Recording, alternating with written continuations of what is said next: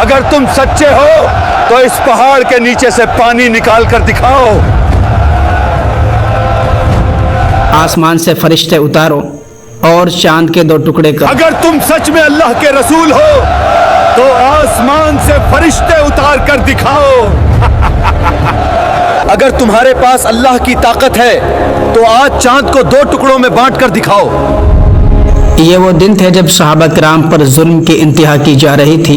حضرت بلال رضی اللہ عنہ کو دھوپ میں لٹایا جاتا، حضرت خباب کے جسم پر آگ کے انگارے رکھے جاتے اور رسول اکرم صلی اللہ علیہ وسلم کو پتھروں سے زخمی کیا جاتا۔ انہی لمحوں میں اللہ کے رسول صلی اللہ علیہ وسلم کے دل کو تسلی دینے کے لیے اللہ تعالیٰ نے یہ عظیم صورت نازل فرمائی، سورہ قصص۔ اللہ نے فرمایا، اے محبوب، تم مکہ میں تنہا نہیں ہو، ہم نے تم سے پہلے بھی اپنے نبیوں کو اس طرح ظلم کے بیچ کھڑا کیا اور پھر انہیں عزت عطا کی۔ سن لو، جیسے ہم نے موسیٰ علیہ السلام کو فرعون کے ظلم سے بچایا، ویسے ہی ہم آپ کو بھی آپ کے دشمنوں پر غالب کر دیں گے۔ آئیے ناظرین اس صورت کو اچھے سے سمجھتے ہیں۔ بسم اللہ الرحمن الرحیم، طاسم میم۔ اس صورت کی ابتدا ایسے حروف سے ہوتی ہے جن کا مطلب صرف اللہ جانتا ہے، لیکن ان میں ایک پیغام چھپا ہے کہ قرآن انسان کی بولی سے ہے مگر معنی آسمان کے ہیں۔ یہ صورت گویا آغاز ہی میں اعلان کرتی ہے کہ یہ کلام محمد صلی اللہ علیہ وسلم کا نہیں، یہ اللہ رب العزت کا کلام ہے۔ تلک آیات الکتاب المبین، یہ اس روشن کتاب کی آیات ہیں جو ہر چیز کو واضح کر دینے والی ہیں۔ یہ قرآن ایک آئینہ ہے جس میں حق بھی دکھائی دیتا ہے اور باطل بھی۔ جس کی نیت صاف ہو اسے ہدایت ملتی ہے، اور جو اندھیروں کا عادی ہو وہ روشنی میں بھی راستہ نہیں پاتا۔ یہ کتاب ظلم کے اندھیروں میں ہدایت کا چراغ ہے۔ نتلو علیک من نبأ موسیٰ وفرعون بالحق لقوم یؤمنون، ہم تم پر پڑھ کر سناتے ہیں موسیٰ اور فرعون کا واقعہ بالکل سچائی کے ساتھ ان لوگوں کے لیے جو ایمان رکھتے ہیں۔ یہاں سے موسیٰ علیہ السلام کی داستان شروع ہوتی ہے۔ اللہ تعالیٰ نبی صلی اللہ علیہ وسلم سے فرماتے ہیں، ہم تمہیں وہ قصہ سناتے ہیں جو سچائی اور عبرت سے بھرا ہے، تاکہ تم جان لو کہ اللہ ہمیشہ اپنے نبی کو کامیاب کرتا ہے۔ ان فرعون علا فی الارض وجعل اہلها شیعا یستضعف طائفة منهم یذبح ابناءهم ویستحیی نساءهم انہ کان من المفسدین۔ فرعون نے زمین میں سرکشی کی اور اپنے لوگوں کو جماعتوں میں بانٹ دیا، ایک جماعت کو کمزور کر کے رکھ دیا، ان کے بیٹوں کو قتل کرتا اور ان کی عورتوں کو زندہ رکھتا۔ بے شک وہ بہت بڑا فتنہ انگیز تھا، یعنی فساد مچانے والا تھا۔ فرعون مصر کا سب سے ظالم بادشاہ تھا۔ جب اسے خواب میں بتایا گیا کہ بنی اسرائیل سے ایک لڑکا پیدا ہوگا جو اس کی سلطنت ختم کر دے گا، تو اس نے اپنے لشکروں کو حکم دیا، بنی اسرائیل کے پیدا ہونے والے لڑکوں کو قتل کر دو۔ بے شمار ماؤں کی گود اجڑ گئی، لیکن زمین پر خاموشی تھی، کیونکہ آسمان فیصلہ کر چکا تھا اللہ ایک بچہ بھیجے گا جو ظلم کے بادشاہ کو جھکنے پر مجبور کر دے گا۔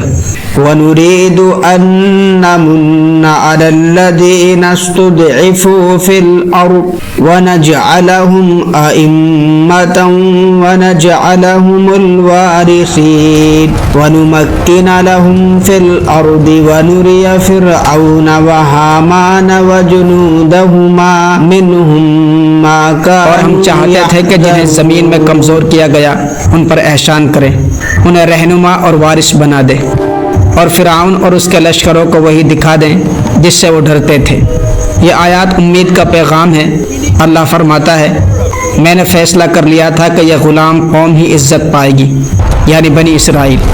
فرعون سوچتا رہا کہ وہ بنی اسرائیل کو مٹا دے گا، لیکن اللہ نے طے کر لیا تھا انہی غلاموں کے ذریعے فرعون کا تخت گرا دے گا۔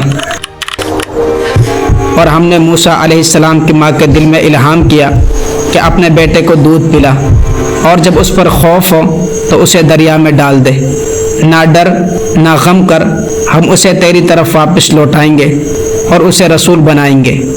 وہ رات بنی اسرائیل کے لیے خوف کی رات تھی۔ فرعون کے سپاہی گھروں کی تلاشی لے رہے تھے۔ موسیٰ علیہ السلام کی ماں اپنے ننھے بیٹے یعنی حضرت موسیٰ علیہ السلام کو چھپا کر دودھ پلا رہی تھی۔ پھر جب خطرہ قریب آیا تو اللہ تعالیٰ نے الہام فرمایا، اسے ایک صندوق میں رکھ اور دریا میں چھوڑ دے۔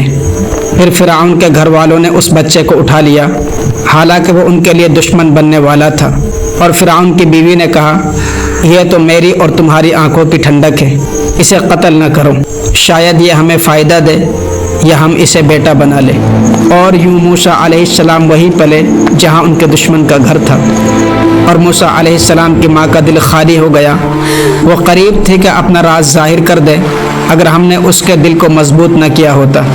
پھر اس نے اپنی بیٹی یعنی حضرت موسیٰ علیہ السلام کی بہن سے کہا، اس کے پیچھے پیچھے جا، دیکھنا کہ اس کا کیا حال ہوتا ہے۔ موسیٰ علیہ السلام کی بہن دریا کے کنارے کنارے چلنے لگی۔ وہ دور سے تابوت کو دیکھتی رہی۔ جب وہ فرعون کے محل کے پاس پہنچا تو وہ سمجھی کہ اب اس کا بھائی بچ نہیں سکتا، مگر اللہ نے اس کے دل کو بھی صبر دیا۔ اسی بہن کے ذریعے موسیٰ علیہ السلام کو ان کی ماں سے ملایا گیا۔ یہ اللہ کا وعدہ تھا، ہم اسے تیری طرف لوٹائیں گے، اور وہ وعدہ پورا ہوا۔ اب سوال پیدا ہوتا ہے کہ بنی اسرائیل آخر مصر میں کیسے آئے؟ یہ قصہ صدیوں پرانا ہے۔ وہ وقت جب کنعان یعنی فلسطین کی سرزمین پر حضرت یعقوب علیہ السلام اپنی اولاد کے ساتھ آباد تھے۔ حضرت یعقوب علیہ السلام کو اللہ نے 12 بیٹے عطا کیے، جن میں سے ایک تھے حضرت یوسف علیہ السلام۔ وہی یوسف جن کے حسن اور عقل کی مثالیں دی جاتی ہیں، مگر تقدیر نے ایک عجیب موڑ لیا۔ بھائیوں نے حسد میں آ کر یوسف علیہ السلام کو کنویں میں پھینک دیا۔ اللہ نے اس حادثے کو ایک عظیم رحمت میں بدل دیا۔ وہ بچہ جو غلام بنا کر بھیجا گیا تھا، اسی نے آگے چل کر مصر کی حکومت کا نظام سنبھالا۔ یوسف علیہ السلام نے خوابوں کی تعبیر کے ذریعہ قحط کی پیشین گوئی کی اور مصر کو ایک بڑی تباہی سے بچایا۔ جب قحط کنعان تک پھیل گیا تو یوسف علیہ السلام کے بھائی مصر پہنچے، اور اسی طرح سے ان کے والد حضرت یعقوب علیہ السلام بھی مصر پہنچے۔ یہ وہ لمحہ تھا جب ایک بچھڑا ہوا خاندان دوبارہ ملا، اور حضرت یعقوب علیہ السلام کی آنکھیں یوسف علیہ السلام کے دیدار سے ٹھنڈی ہو گئی۔ یہی وہ دن تھے جب بنی اسرائیل نے مصر میں سکون سے رہنا شروع کیا۔ یوسف علیہ السلام نے انہیں عزت دی، زمین دی اور اللہ کے دین پر چلنے کی آزادی۔ لیکن وقت گزرتا گیا، نسلیں بدل گئی، اور وہ بادشاہ جو حضرت یوسف علیہ السلام کا احترام کرتا تھا دنیا سے رخصت ہو گیا۔ اب مصر کے تخت پر ایک نیا فرعون بیٹھا تھا، ایک ایسا شخص جو خود کو خدا کہتا تھا۔ اس نے بنی اسرائیل پر ظلم اور ستم کا آغاز کر دیا۔ ان سے غلاموں کی طرح کام لیا جانے لگا، عورتوں اور بچوں کو ذلیل کر کے رکھا جاتا۔ فرعون کے حکم سے وہ زمین کھودتے، محل بناتے، مگر ان کے لیے ایک نوالا بھی عزت سے نہ ملتا۔ یہ ظلم کئی سال تک جاری رہا، لوگوں کے دلوں میں خوف بیٹھ گیا، لیکن اللہ کے منصوبے خاموشی سے اپنی راہ لے رہے تھے۔ اسی اندھیرے دور میں اللہ نے اپنے نبی حضرت موسیٰ علیہ السلام کو پیدا فرمایا تاکہ وہ ظلم کو جڑ سے اکھاڑنے کا ہنر سیکھیں۔